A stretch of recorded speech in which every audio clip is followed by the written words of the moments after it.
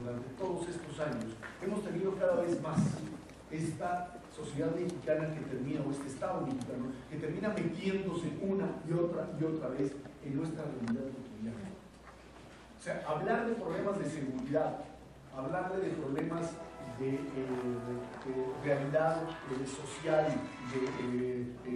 de elecciones, eran cosas que no tenían que ver con el mundo de ellos, ni siquiera con el nuestro, como para que los chavos tuviesen el más mínimo interés de participar en esa línea. El hecho real es que en México se transformó esto que llamamos la transición mexicana a la democracia, hace que los jóvenes empiecen a entrar en una dinámica real de conocimiento. Lo que tuvimos como marco, la gran mayoría por las edades, bueno, no todos, pero más de este ladito de por acá, lo que tuvimos de formación, como formación académica, era una formación total y absolutamente desconectada de la realidad, y así lo seguimos transmitiendo durante mucho tiempo. Y en ese sentido, el alejamiento entre el discurso oficial, la historia oficial, la currícula de las distintas materias y la realidad del muchacho eran cosas totalmente diferentes. Eran mundos radicalmente diferentes. A partir de esta realidad es que comenzamos a entender, perdón, hago un paréntesis, habría a esto que aunarle también la propia realidad judía de nuestros muchachos, en donde su mundo judío es un mundo que está basado en una contradicción, que estamos basados en una contradicción de la que no vamos a poder resolverla nunca, hay que trabajar en medio de ella. Nosotros proponemos, y por eso estamos aquí, educación judía, que esto implica necesariamente en todas sus vertientes y todas sus ramas, etc. Esto implica que nuestros jóvenes viven como mayorías, o sea, su mundo es un mundo en donde al estar insertos en la escuela, en el deportivo, en donde sean las comunidades, ellos se perciben a sí mismos y conocen a la mayoría de la gente a su alrededor, que son judíos. Y esto implica un concepto de mayoría, ese es mi mundo, la mayoría, yo vivo en un mundo de mayoría. Alguien le diría, bueno, es que ese es el argumento para decirle que es legítimo el enviar a los hijos a escuelas no judías, porque los pone en contacto con la realidad. Es cierto, nada más que entonces volvemos a entrar en la contradicción, no tiene solución, a partir del principio de que nosotros lo que queremos es reafirmar y reproducir el concepto de comunidad judía, de continuidad, de posibilidad de seguir viviendo y seguir heredando a nuestros hijos y nietos determinado tipo de tradiciones y formas de vida.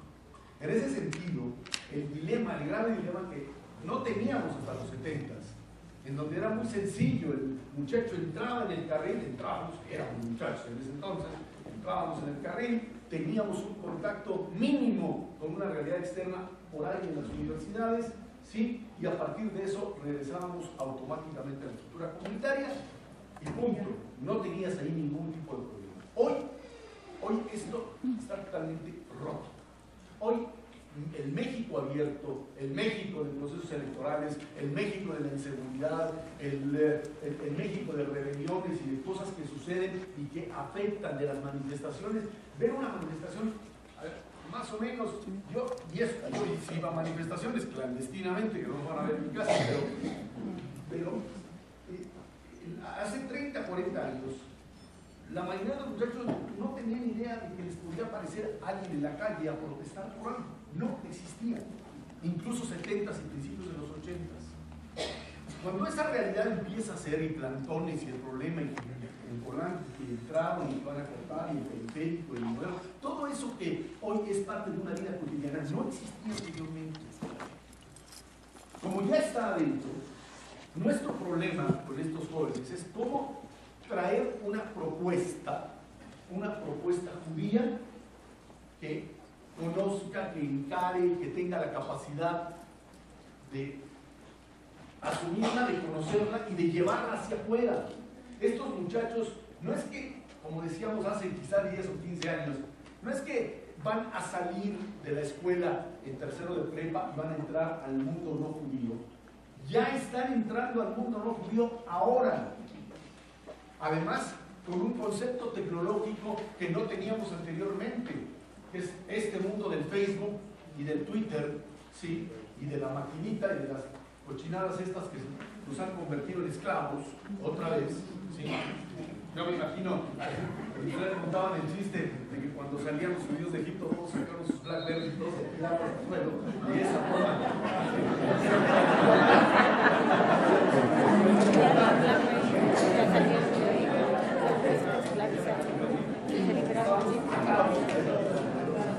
Hoy en términos de proyecto educativo, no considerar que en una época eran para nosotros variables tecnológicas, que eran simplemente elementos de apoyo, como podía ser un audiovisual, etc. Hoy se convierten en otro tipo de desafíos. Los chavos están metidos con eso en todo el resto del mundo, con un modelo de comunicación radicalmente distinto al que teníamos anteriormente. Y el problema ya no es qué van a hacer cuando salgan de la universidad, el problema es qué van a hacer ahora, porque el grave problema es que su respuesta judía al mundo gentil es una respuesta que tiene que elaborarse de manera cada vez más rápida, más congruente y con elementos que le resulten significativos. Y este es el otro punto. Cuando Dani me planteaba la plática de hoy, yo le decía, es que yo creo que lo que yo puedo rescatar de mi experiencia como maestro era esta necesidad de que yo creo que el ideal de un maestro es que el alumno lo escuche. Lo escuche, le haga caso. Ya no piense que si la calificación, le haga caso. Se voltee y pregunte, y al preguntarle esté interesado en lo que uno está hablando. Ese es el problema. El problema es cierto, tendrá que ver con que hay cosas que pues, tienes que aprender porque tienes que aprender, están en la currícula y no hay otra alternativa. Pero necesitas necesariamente encontrar el mecanismo de comunicación, quizá más fácil en áreas sociales, más complicado en serían ciencias naturales, pero que de una o de otra manera les sirva, porque y esto es parte de ciertos estudios que por lo menos en México se comenzaron apenas a realizar a partir del año 2000. Cuando empezaron a hacer las primeras pruebas de evaluación, en México no se hacían, y los resultados son verdaderamente desastrosos, en términos de resultados, digamos, concretos. El problema fundamental que encontraron era lo que llamaban el gap, la diferencia, la brecha existente entre lo que el alumno entendía como realidad y lo que el maestro transmitía. Estábamos hablando de verdad de alguien, de un maestro metido en la edad de piedra, y un alumno que de una o de otra manera entendía que tenía que apuntar, que tenía que absorber, pero que no le iba a servir para nada. Y ese es el problema fundamental cuando uno entra en esta dinámica de modelos de comunicación, fundamentalmente con adolescentes, que es el cómo convertir el mensaje en un mensaje significativo, que le sea atractivo al chavo, que tenga capacidad y que lo incite a buscar en la página de internet, ¿sí? ¿Qué fue lo que se dijo? ¿Por qué se dijo? ¿De qué manera está ahí?